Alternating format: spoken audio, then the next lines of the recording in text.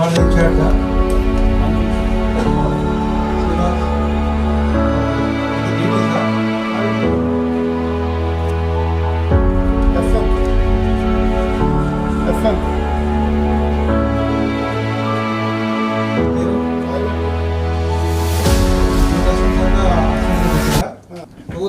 నుంచి 5,000 దాకా ఉన్నాయి, రేంజింగ్ ఫ్రమ్ 2,500, 3,500, 4, 5, మాక్సిమం రేపల్లిలో 5,000 దాకా ఉన్నాయి.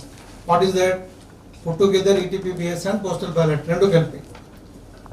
దానికి స్పెసిఫికల్గా ప్రతి టేబుల్కి ఒక ఏఆర్ఓ ఉంటారు, ప్రతి టేబుల్కి పోస్టల్ బ్యాలెట్కి ఒక ఏఆర్ఓ ఉంటారు, వాళ్ళు మీరే. సో ఈ ప్రపోజల్స్ ఆల్రెడీ వెళ్ళాయి, ఇవి అప్రూవ్ అయ్యి వస్తాయి.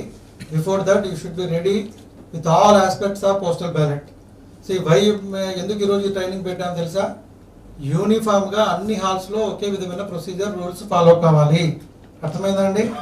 సో ఒక చోట ఒక విధంగా ఒక చోట విధంగా జరగదు. పోస్టల్ బ్యాలెట్ కౌంటింగ్, పోస్టల్ బ్యాలెట్లో ఇన్వాలిడ్, వ్యాలిడ్, రిజెక్టెడ్ ఇవన్నీ కూడా డిసిషన్ తీసుకోవాలి అంటే యూనిఫామిటీ ఉండాలి, as per rules guidelines ఉండాలి.